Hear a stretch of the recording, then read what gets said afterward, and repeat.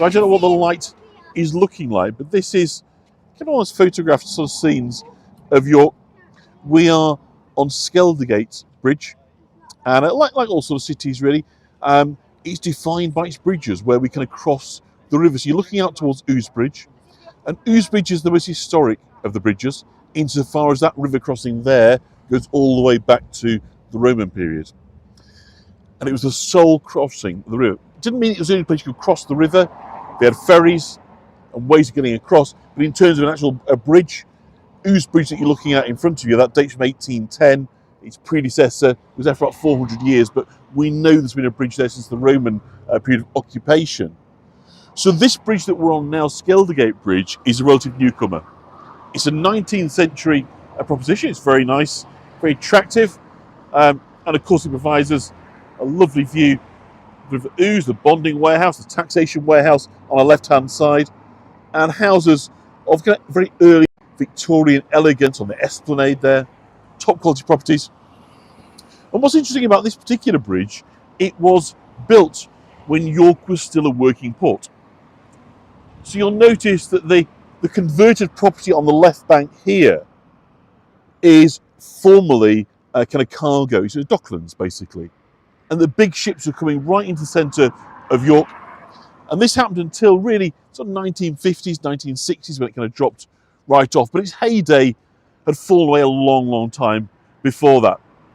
In reality, sort of from the 17th, 18th century onwards, York as an inland port was falling away in significance. For the major reason that the huge jump in trade that we were doing at this time on these islands was with the Americas. So consequently, York on the eastern side of the country was in a bad position.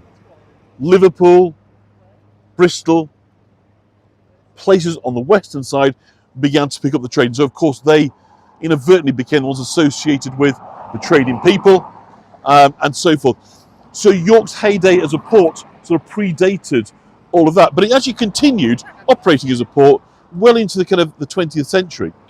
And as a result of this, this section of the bridge here that you're looking at had to lift up to enable the tall master ships to pass through. So this rather lovely building here, which is now the sort of top part of Dill's coffee house and bar down by the river. This is Dill's here. Lovely place if you come to York to sit down by the river on an evening. It's all beautifully lit up. But this rather kind of elegant building here was designed to mask the lifting gear. So the mechanism that swung the bridge open to allow a high-masted vehicle to come through was here. So you can see here the plaque. This toll bridge was opened in 1914. So very, very recent in terms of kind of York's kind of development. But it has ceased to operate as a swing bridge since the 1970s, because at that point they decided to put a lock in at a place called Neyburn, which would be sort of getting, I suppose, within a mile or so of Neyburn, about 2 miles downstream from here. And the reason for this was that York had been tidal. So the water was coming in and going down with the tides. But as you know, or many of you will know, I'm sure, we've got a chronic problem with flooding. Every year, 2 or 3 times a year, we suffer floods. So you really, when you've got floods, the last thing you want is high tide. So you decided to put in a locks at Neyburn, and from that point onwards, what it meant was that it was no longer able to navigate big ships into the city centre. That, in effect, was the official end of the port. So I just thought I'd show you this sort of inscription here, put in for the Millennium, because it shows precisely our route. So we are here at Tower Gardens, Clifford's Tower, just over on our left-hand side. I just turn around, you can see there the castle on the hill. So what we're going to do today is we're going to walk along the banks of the River Ouse, by the Blue Bridge, all the way up to Millennium Bridge, cycle and walking bridge at the top, and we're going to come back up, we're going to walk up through Rowntrees Park, a lovely park up there. So that's our route for today, a little bit different, so I thought that would be a rather nice thing for us to do on a sunny afternoon. Hopefully, as I say, the light improves and I can actually see what's on there. So it's trees, I see, chat up, screenshot, download.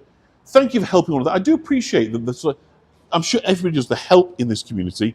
That people generally try and improve each other's experience. I think that's fantastic. So I noted, looking just by chance on the BBC website today that a year has passed since the passing of Her late Majesty Queen Elizabeth II. And of course, many of you will be aware, I was actually broadcasting on the day that happened. The news came through just as I was doing a tour in Harrogate. And so, of course, it also means, what seemed a novelty at the time, having a king for the first time in 70-odd years, has now settled in, and that's the norm. It's King Charles I. And, of course, it was a very, very smooth transition of power. Whilst the coronation didn't actually happen until, I don't know, 6-9 months later, was it? I can't remember now. Pretty much as one monarch passed, another came into being. And we kind of think of this as normal, don't we? The eldest son will inherit, or at least when it comes to Britain, and there's a smooth transition. But it's important to note that throughout history, this simply wasn't the norm. This is a fairly recent invention, a way of protecting those within these power elites, these families, of the right succession. But if we go back 900 years, 1,000 years, to the time around the Norman conquest of England, the truth was very different. In order to become the monarch, you had to secure the support of what was known as the Witan. And the Witan was a coming together of the powerful, the barons, landowners, who would decide who was best placed. A bit like a political leader, I suppose, in many respects, much more comparable. If you could command the majority of support amongst the rich and the powerful, amongst your fellow nobles, then you could stake a claim to be king. And so this, if you like, lack of certainty as to how a monarch would be created resulted in a key battle happening in the area where we're walking some 957 years ago. In fact, it is the anniversary on the 20th, so only a few days from now, it'll be the 957th anniversary of the Battle of Fulford. And it's fair to say that this battle and the accompanying Battle of Stamford Bridge just a few days later were to change English history forever. You can't even begin to overestimate the significance of these battles. So I thought, kind of on this anniversary of this transfer of power between the late Queen Elizabeth II and King Charles III, it was a kind of good time to reflect on how different that passage, that transfer of power was back in 1066, the year that is indelibly associated with English history. As we walk down the banks of the Ouse towards Fulford and the location where this major battle happened. So if we go back to the beginning of 1066, all the way back to the 5th of January, what happens is King Edward the Confessor dies. And Edward the Confessor was a man, he was a king, a very successful king, but he was a man really more interested in his piety than anything else. He was motivated and driven by his faith. Most of his achievements that we talk about today are the foundations of religious houses, colleges, palaces, if you like, the trappings of state-sponsored churches. Westminster Abbey, of course, founded during his reign. So Edward the Confessor was known essentially, really, as a religious figurehead. He used the powerful earls to look after the military side of things and the economic side of things. The business end, if you like, of ruling was largely done on a day-to-day basis by Earl Godwinson. Lord of Wessex, the Godwinson was, if you like, the power brand. He was Mr. Fix-It. You want something doing, you go see Godwinson. You want to get something past the king, you go see Godwinson. He's the man, he's the fixer, he's the shaper. If he's not happy, not going to happen. He's literally the power both beside, in front, and alongside the throne. But I suppose, like our current king King Charles II, he had a brother that was a bit more problematic.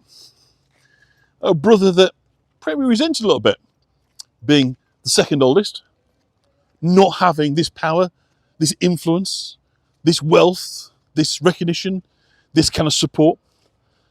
So maybe, a bit like Andrew, he made some rash choices.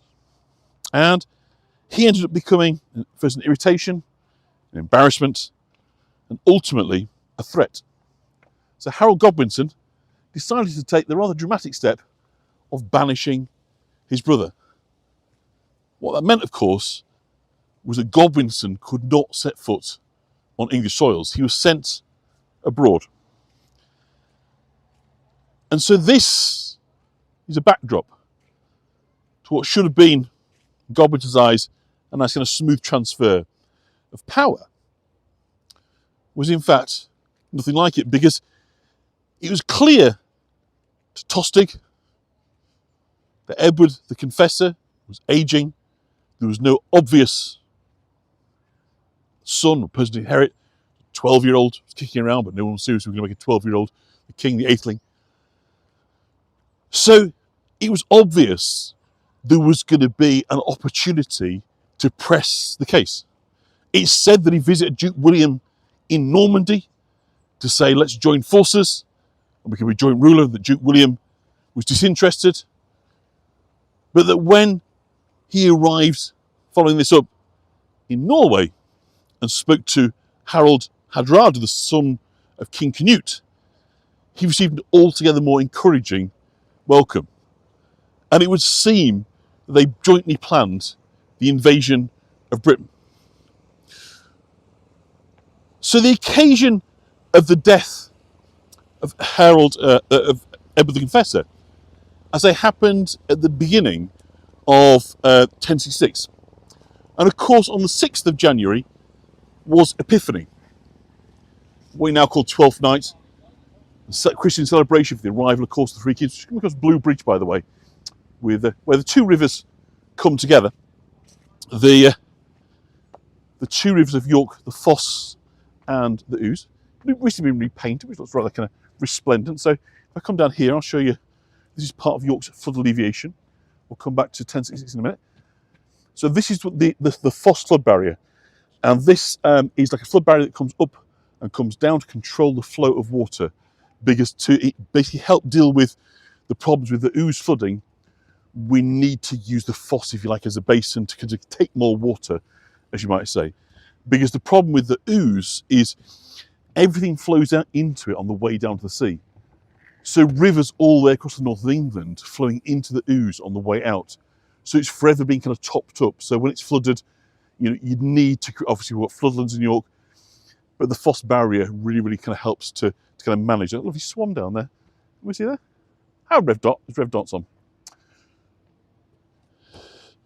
So Rev Dot, I'm sure, will be familiar, of course, with the importance of Epiphany. So all the great and the good were in London to celebrate Epiphany in January of 1066. And of course, it also coincided with the death of the monarch. And so at one time, or normally rather, perhaps should we say, calling the Witan, this collection of the kind of the all-powerful, could have possibly taken weeks or even months to get everybody from around these islands into one place. But because everybody was in London for the Epiphany, it made sense to hold the Witan there and then. And so it's in a swift decision was made, basically, which was the crowning, if you like, of Godwinson. Who was going to argue against the most powerful of the barons? Well, funnily enough, two did. Earls Edwin and Morcar, Earls of Northumberland, two brothers again brothers. They did argue, but they didn't actually attend the Witan.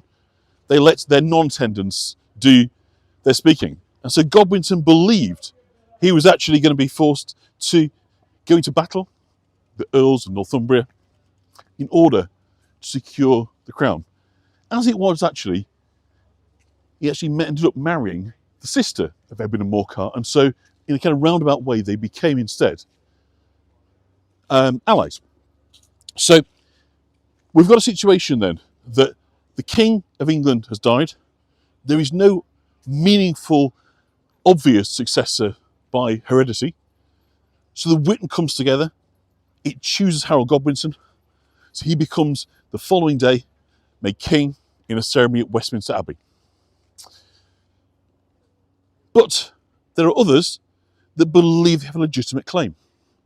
One of whom, of course, is Duke William in Normandy.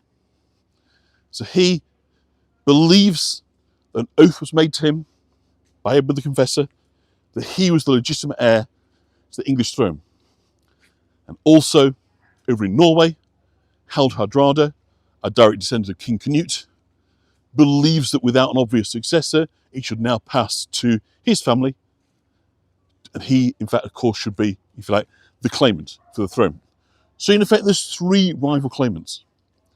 William, Duke of Normandy, Harald Hardrada of Norway, and William Godwinson of Wessex and England. So of course, when the news comes through that there's been this swift coronation, and there's already a king, they have to strike fast. And so the first, if you like, to show their hand is Harald Hardrada and Tostig. They sail, and it said they arrive in May of 1066. There is a brief bit of a tussle, the Humber, but they encamp and bed themselves down here at York. So the news comes through to Harold that a hostile army is here at York, and no doubt where we are now, longships will be as far as I can see, all the way down the riverbank. But Harold is reluctant to come up and meet this army. He wants to see how these pan out, because what he's more worried about is Duke William launching an invasion across the Channel. And so he has his best army, his best soldiers, arrayed along the south coast of England, looking out across the Channel, waiting for any sign of an invasion fleet coming across. Day comes by, days go by. There's no invasion fleet. And it is starting to look like the invasion probably isn't going to come until the spring. Because once you get into September, October, the tides start to turn, it becomes rougher, and the kind of general feeling is you wouldn't launch an invasion if you didn't have to across the Channel until spring arrived. So this gave Harold a bit more confidence about dealing with some of his internal problems. And he decides that now is the time to strike. It's time to engage with Hardrada and Tostig up at York. So he calls on his new allies, Edwin and Morcar, to come and carry out a surprise attack on the Vikings at York. And this happens on the 20th of September in the year 1066. A lovely light on the river right now. Absolutely glorious. Swan snoozing. Snoozing swan. Sounds like a tongue twister. A snoozing swan.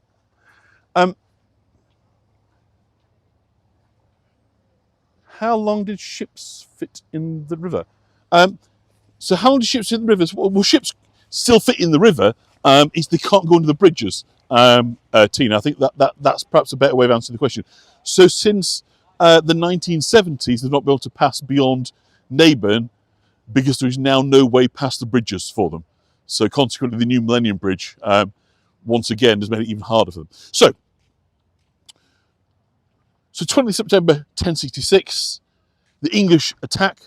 It's a surprise attack, but despite early advances, the day very much belongs to the Vikings. They succeed in destroying the army of Morcar and Edwin.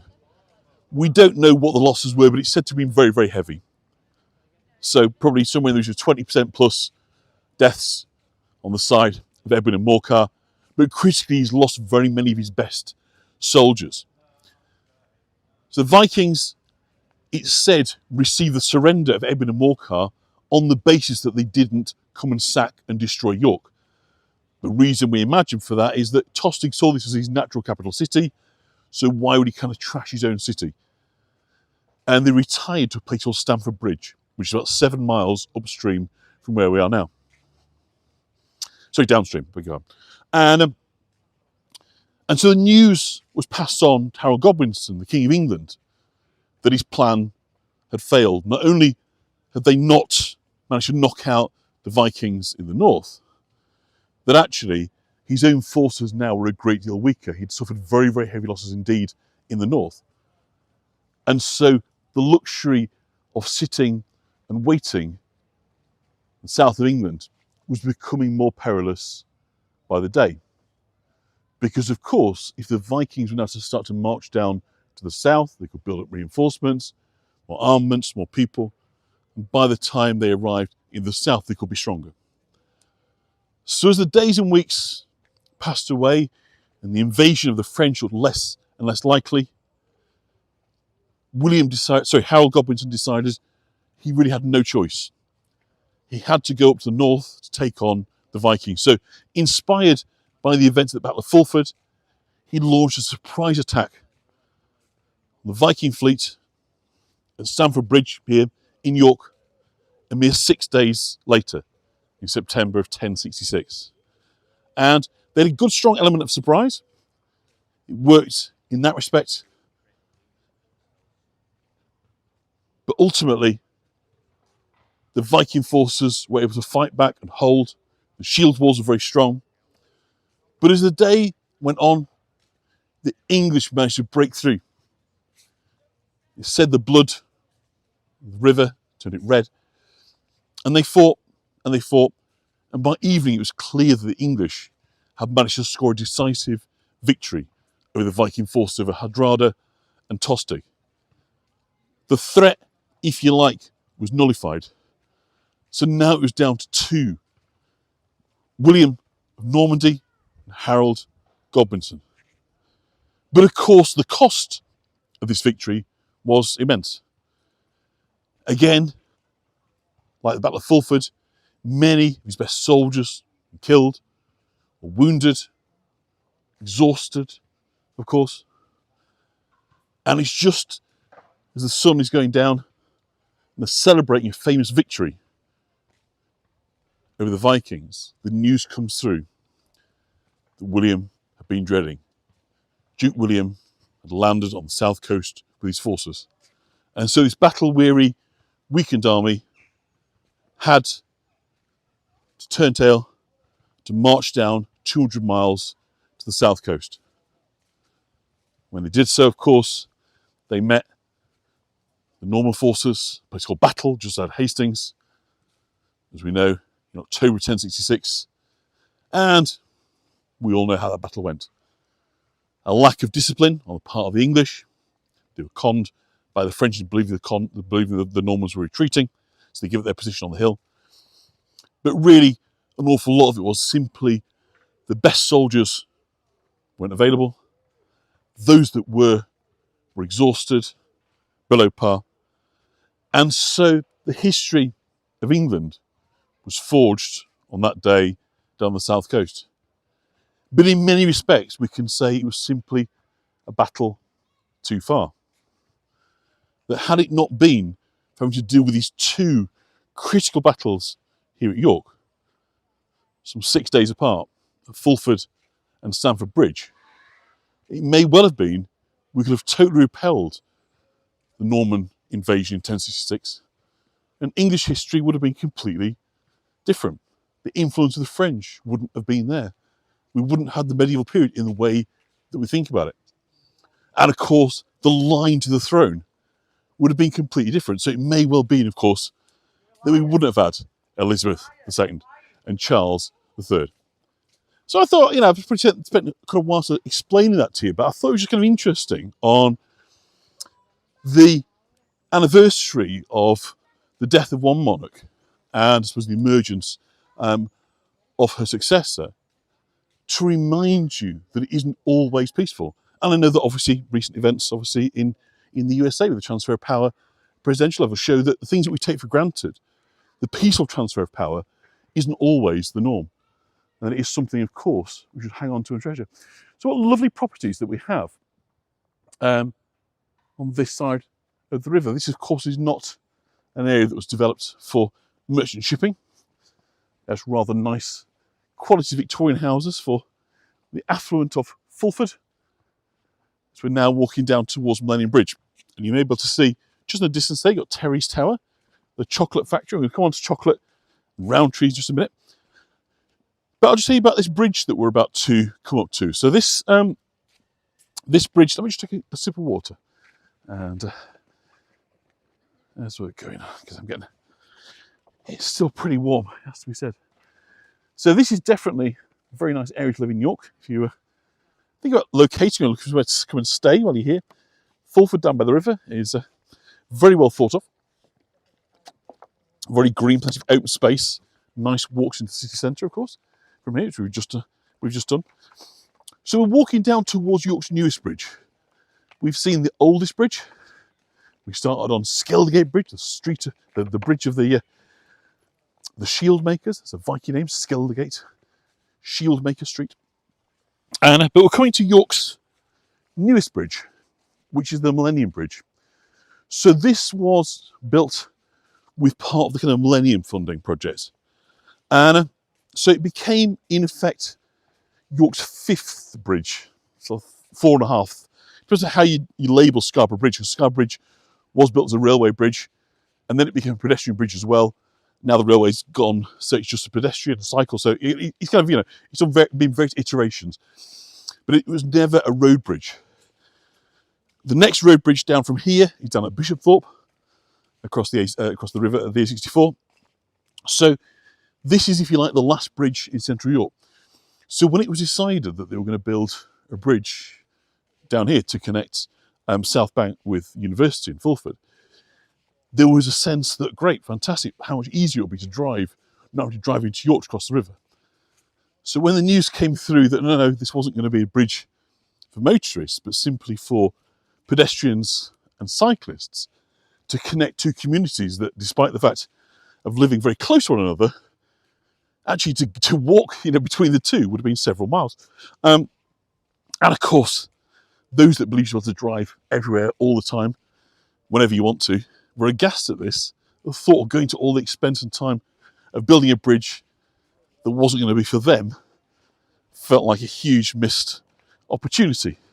But I'm delighted that the lobby held firm, because it makes it a really wonderful kind of communal space down here. Any time, almost of the day that you come down, if it's light, you'll see people spend time here. It's a bridge that's built for kind of dwelling, sitting, staying, kind of contemplating, having the time of day kind of pass by. It's a cycle track all the way down here to Selby. So it's very much kind of geared up for people power rather than the internal combustion engine, which I think is great. I'm really pleased that they decided that that would be the way to go. But also, it is a magnificent structure in its own right. It's deliberately built to resemble a cycle wheel. There is a bridge quite similar, actually, up at Newcastle on Tyne, so a bridge over the Tyne. The one where you go into the Sage, the flour mill, Baltic rather, not the Sage. Very, very similar. So I don't know if it's done by the same kind of designer, but I like it enormously. It is a fantastic addition to the city, and it's always nice when I get the opportunity to come as far down as here to bring it. I've done a longer version of this one, but we didn't go around Rowntree Park, so I thought we'll start it further into York. But this time we'll cross over, go back up the other side, we'll go through the park. So I'll just give you a span there. It really is an absolutely lovely structure, I think. So elegant. It kind of looks and sort of feels so light. And so to me, it's like a sort of bridge of possibilities. And it's a sort of physical bridge that connects, as I say, the university communities, the people of Fulford, with South Bank. And I think that on the one hand, that is obviously, it practically links them. But more that is significant in the way that it links. Because whilst it's become, I suppose, more lifestyle-y in recent years, historically, South Bank was a very working class area, many of them working in the chocolate factories down here at Terry's. And of course, the university representing people, probably from the outside, well, better educated, wealthier, So there was a sort of chasm, if you like, between these communities. So I think that building this bridge is more than simply a piece of engineering. It's an aspiration to create a unified version of a city. And I think by doing it for people with cars pushed out of the way, it works really well because it's a place that people sit, spend time, kind of come together and take in, of course, these lovely views of York. So this is, of course, heading back into the city where we are, where we kind of started our walk half an hour ago. If we turn to this side, we're looking out towards Bishopthorpe would be the next settlement you get down the river, but then we're out past Neyburn, Selby, out to the Humber Estuary. And of course, that is the routes the Vikings arrived by, as did the Romans, the Anglo-Saxons. So this was the way into York. And from very, very early on, York was established as what they call an inland port. So despite the fact it was 40 miles inland, it was a place that was built to be able to accommodate trading vessels, but also to have markets and trade.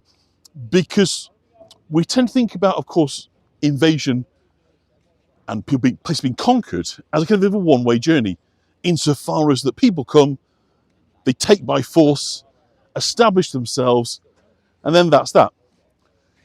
The reality is somewhat more nuanced, insofar as that what it then does, it establishes links between the destination, where they arrive to, but also the home countries. So, of course, a bit like if you sort of set up your own business, the first people you're going to buy your stuff are your friends and family, right? That's how you look to get established, your first few sales. Well, pretty much the kind of the same with when people came over here, got established, set up farms, livestock holdings, producing goods, whatever it was they were doing. They knew there was a market for them back in them. So whether those homelands are Germany, Denmark, or Scandinavia, these invasions, if you like, create trade links. So there's a constant movement of people and goods backwards and forwards across the North Sea between York, northern Britain, and northern northwestern Europe. So York as inland port is seeing these vehicles. And this is why it was so difficult for the Normans to deal with the Vikings here. Because you could beat an army, fine, you can do that. But how do you stop reinforcements coming? They're only 300 miles away across the sea. And the Vikings were building these long ships that could travel 3,000 miles across oceans. So 300 miles was neither here nor there. And it was in effect like a highway route, backwards and forwards. This is why for 200 years, in effect, it suited the Vikings to treat it as a capital city because it was so convenient for them to get back home.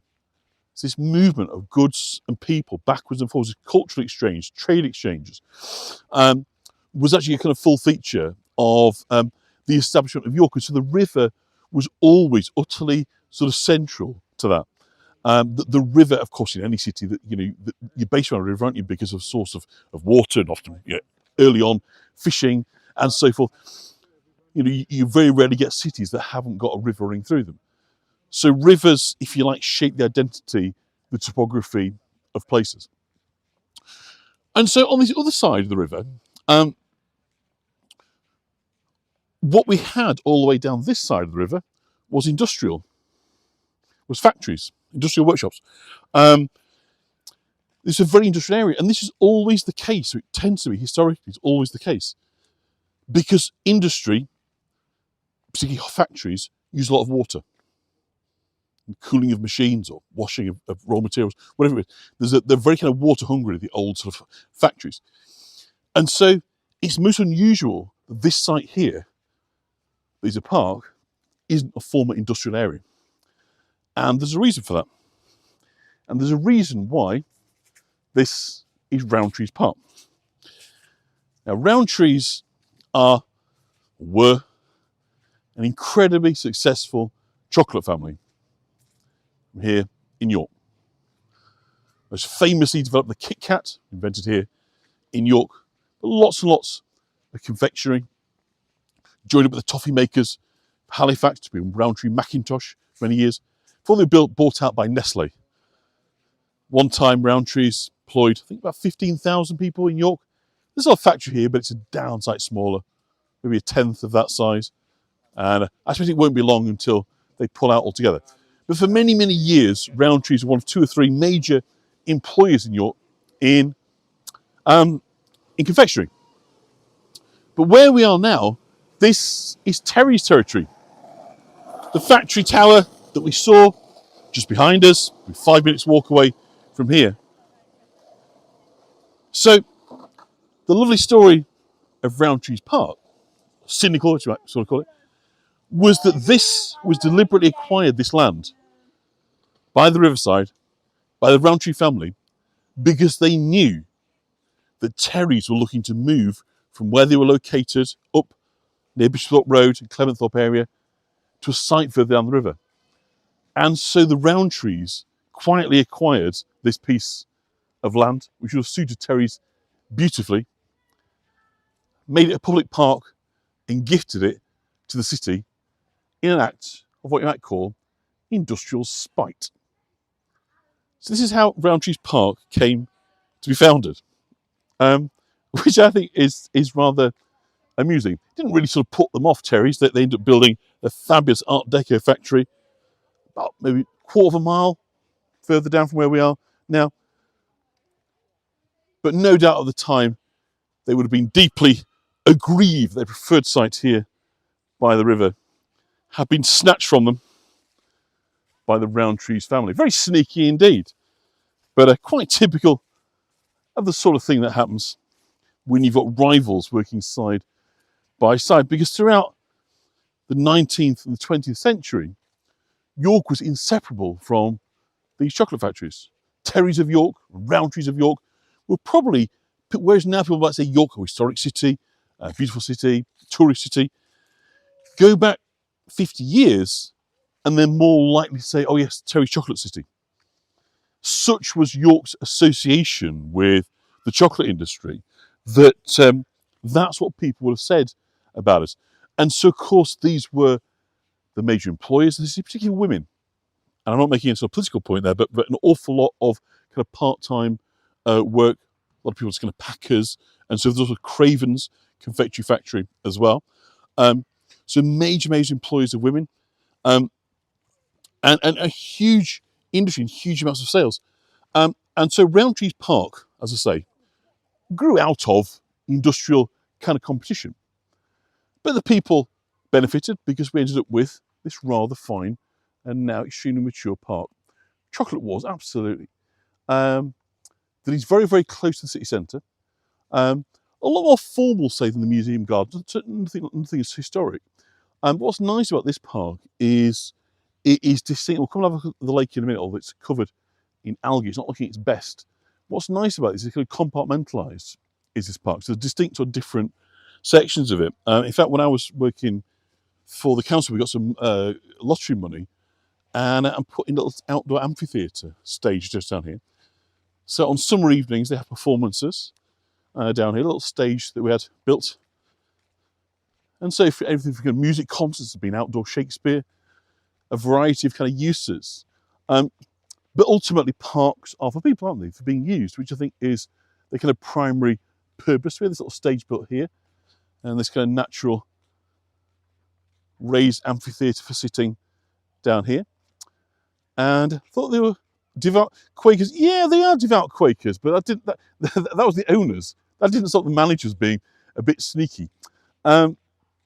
Yeah, but it's Quaker on Quaker, isn't it? So it's like blue on blue, isn't it? It's probably maybe acceptable when you're doing it to your own people rather than other people. I don't know. But yes, absolutely, they were Quakers. So behind here we've got kind of tennis courts. There's a skateboarding park down here, which is great. So it really kind of engages a lot of young people. There's a couple of fantastic play parks up at the top.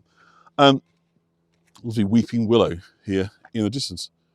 I was ill every Christmas when I was young. Beloved Tethered chocolate orange in my stocking. Oh, really? The milk chocolate. Well, funny enough, the Terry chocolate orange started off being the chocolate apple was the first one. Chocolate apple, chocolate lemon, and chocolate orange were all then launched and made available.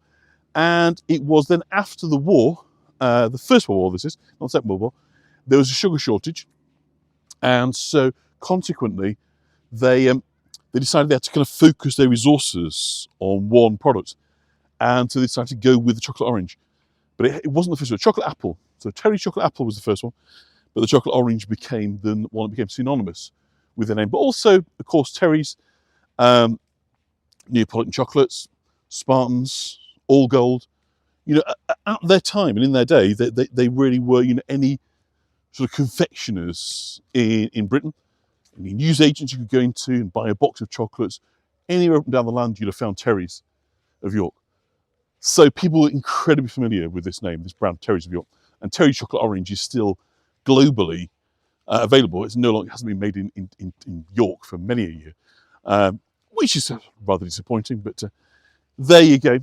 Let's have a kind of walk round, then we'll walk up through the park. So that's progress, unfortunately, and capitalism. So you can see the kind of micro. It's like a sort of duckweed. I don't know exactly what they call this, but in the heat, it very much exaggerates. Do white ones as well? Do they? A white chocolate orange? Is that what you're saying? I hadn't come across that. I'm not a big fan of white chocolate. My kids used to like it. I like the idea of it, but then I like one taste. I've had enough. There's something about it I just don't. It's a bit you know what I mean? Like sticks in your mouth. It's not really for me a champion favourite. So anyway, so this is what you might call a classic municipal park. So like a town park, insofar as that, you know, you've got the lake, you've got the birds. Well, I'll look at the birds further along. You know, you've got the bandstand, you've got the entertainment, you've got the sporting facilities. It's a very kind of mixed use. You know, the classic sort of municipal park. You know, they're obviously used to create clear air zones. So don't forget, this is a time with industrial chimneys. But oh, look at this dragonfly, huge dragonfly. I'll try and capture that on camera. Can you see that? You can pretty see the movement. If not, if it comes back over, absolute whopper. You don't see dragonflies very often. Come back over here. Oh, that's annoying. It's really big. You know, we're about 7 or 8 inches long, I think, something like that. Really big. So yeah, of course, everyone's burning, you know, real fires. So an awful lot of smoke in the air, industrial chimneys. So consequently, you know, the parks are really, really important. The kind of lungs, a place to breathe in the city, a place to escape from the smoke and the pollution. It's just like green concrete. Yeah, it's not solid. I mean, you can see down here, there's more sort of gaps in it. So it's like a little crest. It's like a sort of floating crest. But it's unfortunately, there's not a lot of movement in the water here, which doesn't help. And I know that a lot of sunshine really helps it to flourish. A bit like algae, you know, you get this algae bloom. If you get a lot of sunlight, then you're going to get an awful lot of it. So what it really needs is some movement. You know, it ought to have some propellers in there, you know, some kind of pumps, whatever. You've got a bit of movement going, that would diminish. But why they don't do that, I'm not entirely sure. But let's kind of walk down over here. So a little sip of water. Is it? Yes, it's like a duckweed. I think, yeah, algae duckweed is, you know, whatever it is, it's not, you know, it's not desirable. It's not meant to be there. But you've the devil's own job trying to keep it at bay because it's, you know, just so virulent. And I'd say it's finding these conditions of an almost stagnant water with a lot of sunshine is absolutely its peak preferred conditions. So what's nice, of course, about parks is they have this variety as you move from one bit to another, and it's distinct and different. And so this is sort of a classic park in that respect. Lovely covered walkway. We've got last of the roses hanging on here, which is quite lovely. And come in, just a lovely bloom over here. Coming a bit low, so you can just see that. Really delicate pink shades. They'll be getting cut back, no doubt. Very, some more lovely ones over there, actually. Getting cut back in the near future, so it's nice just to see the last of the blooms. Aren't they pretty? Oh, it's a fairy. Sorry, Susan. Sorry, I didn't mean to cut across. Absolutely, then that's what it was. And I don't want to film this because there's some young people on there, but I'll go any closer. There's a fantastic. They might go in a minute. I'll show you.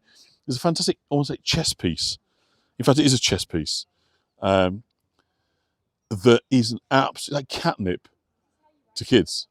You know, every child, I guarantee, wants to climb up there because it is just magnificent. But if you look at the bottom of it, is the base. You can see it is absolutely designed to be a chess piece, and you're absolutely encouraged to get up there and sit on it. I've been there myself. The pictures, my kids sat on there. It is just a thing of simple joy and beauty and fun. Oh, look at the squirrel. See the squirrel on our path in front of us? Nature is turning out to say hi. I'm very confident. Can you see the squirrel? He's just... There he goes. There's the knight again over there. It is absolutely the knight, the chess piece. Absolutely. And then over here.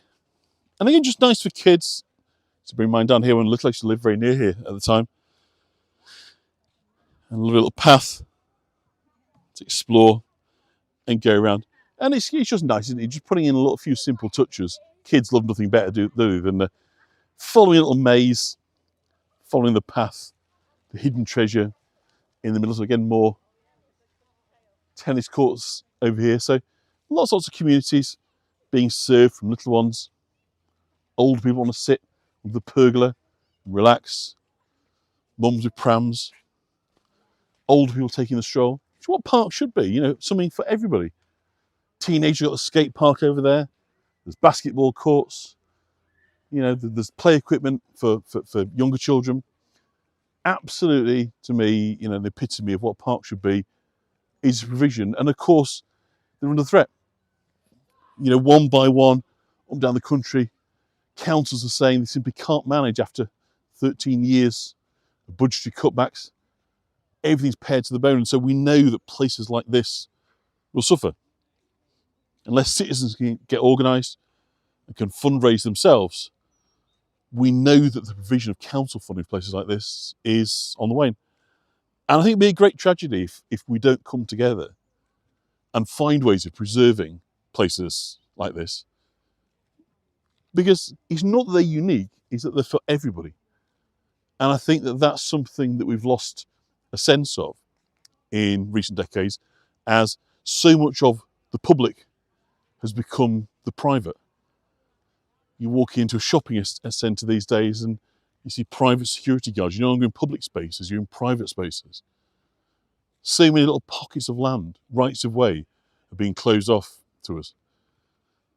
And I think it would be a great tragedy if the English park was to follow in that direction. Because it'd be very easy, of course, to make it accessible to only people who could pay. But the whole point of a park, to me, is it's the opposite. It's open, it's available to everybody to come and spend as much time as you want, whatever stage of life you're at, whatever stage of mobility you've got. It's for you, for everybody. So I hope they will hang on. Duck house, absolutely, a little duck house right in the middle, down there. Very cute little bridge over here.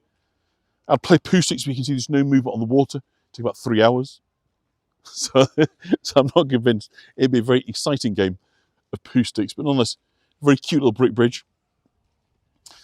This, rather nice, the old gatekeeper's house. I think I showed you a picture of that, didn't I? I think there's a lovely bit of architecture there right in the middle of the park. There's a cafe up there, a reading room, community room. So again, used for sort of community facilities, people getting together, groups, mums, all that sort of stuff. And I think these things are so important. They become the stitch and the glue of our kind of society. Do you know what I mean? Is bringing people together. You know, when you're a young mum and you're, kind of isolated, and so the ability to come together with other people in your position, I think is so important. And these community spaces fulfill a real vital function in just keeping things running for us at whatever age you're at. You know, whatever your needs are, they can help to meet them. So I know that there will be always pressures to pull budgets elsewhere, but I think it'd be a tremendous pity if we lost the sight and the value of what these provide for us. So a very, very cute little bridge. And then we've got something of a gateway.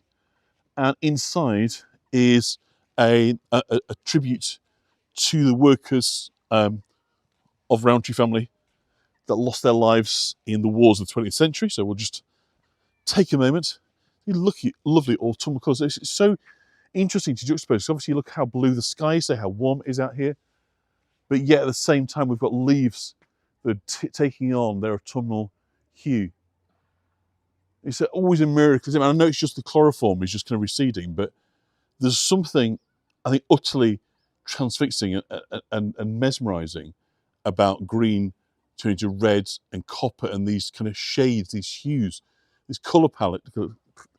Squirrel crowd. The colour palette completely changes, doesn't it, from this greenery to sort of these rich aubens and reds and coppers and all these magnificent tones that probably only a few weeks from now, all this greenery will start to give way to those autumnal shades. So it's just kind of weird time of year at the minute because it feels like it should be autumnal, but actually it is still very much summer. So the gates of the river entrance, it said, to this park were given to the city of York by Rowntree and Co. in memory of all those who lost their lives in 1939 to 1945. We're going to look at the gates because the gates are from a French chateau, no less. So they were purchased and gifted by the Rowntree family. They're absolutely magnificent. So isn't this wonderful as well? We've got an Eros at the end of here. So again, this is just this idea of the park being segmented, which I think is just absolutely divine. Yeah, Dawn, I love red leaves too as well. It's just something very special. So by contrast, of course, look at this. In the same park, same condition, same environment, but this is cleaner than a few kind of lily, bit of water lily over there. So kind of go figure. It's a lovely figure of Eros. So again, I'm not going to film, but real group there over there, mums and little ones all together. Mums nattering, kids playing, just lovely. Coming to the end of what's been a hot day. It's cooling a bit now. People can start to relax. Not quite so stifling. Picnics, bit of food, perfect. Over here, a sensory garden. So particularly created for people with various impairments to experience. So again, this sense of inclusivity is kind of everywhere around. So I'm going to look at these purple flowers. They're lovely. I've not been in this park for quite a long time. So again, the inclusivity incredibly important, particularly children, young people with sensory issues, to have places where they can come and spend time, feel welcomed, included, involved, important, is a true mark of what a city does, isn't it? A city is people. At the end of the day, that's all it is. If we can't get that bit right, what are we? So these are absolutely glorious, delicate little petal flowers. Aren't they lovely? So lovely. So I'm going to show you the gates. So the gates were very, very, very old. I think about 1710. And it's from a French chateau, no less. So how posh is that? We've got the grade 1 listed. I know that. And just shut that gate.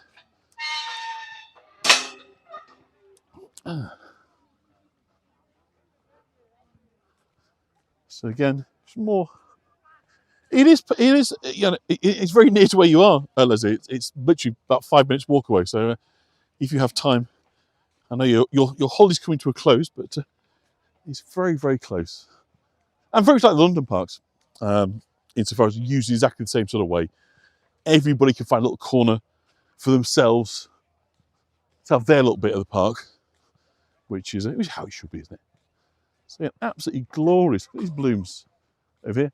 Lots of verbena, thank you, Susan, putting a name to it. So WD-40 on those knees, is it? Yeah. Absolutely lovely. So over here again. Again, I'm not filming people for long, so that's unfair. Not asking to be filmed. Up on the skate ranks there with the scooters and what have you. So I'll just show you these gates, and then we'll go back and have a look at the top of the lake proper. The birds, and then we're not far off the hour now. How time flies when you're gas bagging. So coming back out, we're back onto the riverside. This is a pedestrianised section of the river, which is lovely. So you've got no motorised transport, or only on the river. So the river cruise, if you come to York, so iconic things to do is take a river cruise, one of those boats. But this is the gates here to the park. Incredibly detailed, ornate, as they fashioned for a French chateau in the early part of the 18th century, so pre-French Revolution. In fact, the bloke that commissioned him, it may well be that probably his grandchildren, wouldn't it, may have ended up executors on the guillotine. But it's a wonderful addition to Municipal Park, to have a classical French styling. The sun had got very bright again, so I'll just try and steer as best I can away from the sun, because it doesn't. This is the one challenge that you've got at this time of day, is the sun moves in the wrong position and effectively it blackens out the screen, so I can't really see. So I'm going to go back up the way. No, actually, we'll not go the way we came. We'll go down this way. And basketball court over here, as we're talking about. So again, everyone's needs is being kind of catered for. Love it. Is this Rebecca, Cosmos? I never remember what they're called, but absolutely. You should have a bow. Mercury. Okay, did he have wings at his heels? It may well be. You may be right. I may have missed the wings at his heels. In which case, it would be Mercury. Yes. So come into this area now. There's some children's play equipment you've got to start to see. In addition, you've got table tennis tables. So again, all manner of fantastic provisions that you've got. And there's a really cool den here, which I'll show you, that can really appeal. So we talked a little bit about, obviously, a little bit, talked quite a lot, didn't we, about the Normans and Vikings and previous settlers. Well, whoever designed this, I have no idea who it was that designed this. What we call a den, I don't know what you might call it. We call it a den, like a place you hang out as a kid, with your friends. But very much based on the ancient warrior. So as you come closer, you'll see this bronze structure in front of us is in fact a helmet. And it's been created as a place for the kids to come out of little secret meetings, hang out, do kid stuff. But how nice is that? As a little hangout. So again, ping pong to North Americans. Yeah, absolutely. Yeah. Same game. I think it's a Chinese name, ping pong, isn't it? But yeah, table tennis, ping pong, same thing. But how nice is that? Wouldn't you want to hang out in that with your friends? Conspire and share secrets and whisper to one another and do all the kind of lovely things. So I'm not going to go over this side because it's children playing. I don't think that's appropriate for us to film. But there's all manner of stuff, zip wires up there and lovely, all manner of well provided for. And again, there's disability stuff in there as well. So again, children with different abilities and disabilities can all get involved and all can come down and spend time down here. But I thought I'd show you the swans. We've got a pair of swans here right in the middle, here to serenade you. Corinthian helm, yeah, I thought it was sort of Greek, but yeah, obviously it's a very old style, like Spartan, Corinth, that sort of thing. Yeah, absolutely. I'm sure that he's correct in that. But I think it's an echo, obviously, of York's history. But what a lovely place. So look at that. Isn't that beautiful? Isn't that gorgeous to see the swans on the water there? Just makes you happy, doesn't it? So Greek, not Roman. Yep, completely. But I think, as I say, I think inspired by the fact that York has this history and tradition of settlement. So it may well be that the artist wasn't especially clued up on who'd been here, but I think he was definitely making a comment, or she was making a comment, on the fact that York was a place of kind of ancient warriors. And so that's what's been built. So I'm going to come around this other side of the park. So again, unfortunately, you're going to watch how the goose poo now. Anyone's on for Canada, hope you're going to come take your geese back soon, because they're a flipping nuisance. We don't like them. They're aggressive. And unfortunately, they are here in vast numbers. I know you don't call them Canada geese, but we have lots of them, and they're super aggressive. And not so bad this time of year, but of course when the chicks are out. But of course what they do is they poo everywhere. Horrible, slimy, green poo. And you can see, if I just pan across the sorts of numbers we're talking about here, there's probably, I'll say, about 100 stood in front of me right now. So I'm going to move on because they're not friendly.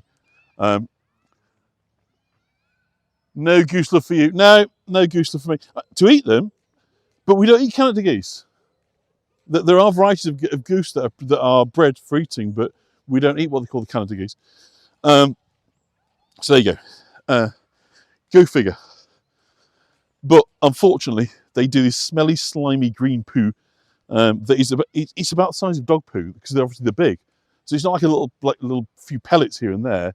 It is totally, kind of covered in goose poo, which is not great. Slips and this and the other. So you need to really watch where you're walking, as you might say when you go down here. But swans, of course, don't poo.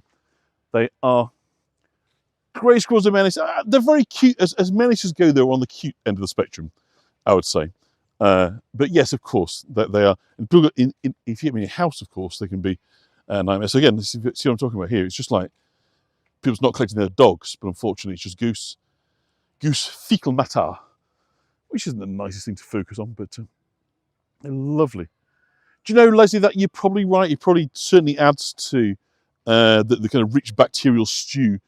But look at the reflections there. Isn't that absolutely delightful? Like I say, it's really, really easy to underestimate the importance. People talk about critical services. So right now, Birmingham, England's second city, has got to decide what is a critical service. And you know full well, this won't be. Their version of this won't be. The place that Email are taking you to won't be a priority. And yet I think that's so important. And when people feel kind of isolated, and they can't get out, but you can get to the local park, just sit and watch people go by, it sends a connection to your own community. I think you remove these things at your peril. I think it is highly dangerous, but isn't that gorgeous? We're about on time, so I'm going to wrap up because I'm sure you've got other tours, other people you want to see, and I'm pretty dry and I'm feeling it under the heat. So let's flip it round and say hello again. Here I am in front of the... Lots of topics covered. Yeah, I didn't come down with a kind of fixed sense, really. I think it's more just a place to have a walk, to kind of take it in. I thought it was interesting to sort of bit contrast and compare the transfer of regal power. So hopefully that kind of works. You didn't think, why is he doing this? Because obviously a year to the day since the passing of our late Queen, and almost a year, almost the anniversary of the Battle of Fulford, which in effect created the modern royal family that we know about. So I think I'm going to say that's the lot for today. I am certainly stiff and painful in the neck, and I'm ready for a cold drink. I had a shower before I came out, but it doesn't feel like it anymore. So I think I'm going to say thank you so much, as ever, for joining me and for supporting what we do. That is absolutely wonderful. And thank you for everything, for your support, your kind wishes, and be nice to each other, which is fabulous that I know you do that. And I will see you again at some point. I'm not quite sure when I'm next touring, because I've got a bit of DIY to do at the moment. So I'm focusing on home stuff. So I'll be touring next weekend, but whether I'll tour in the week, I don't know. So if I don't see you again, I shall see you next weekend. So bye-bye and thank you.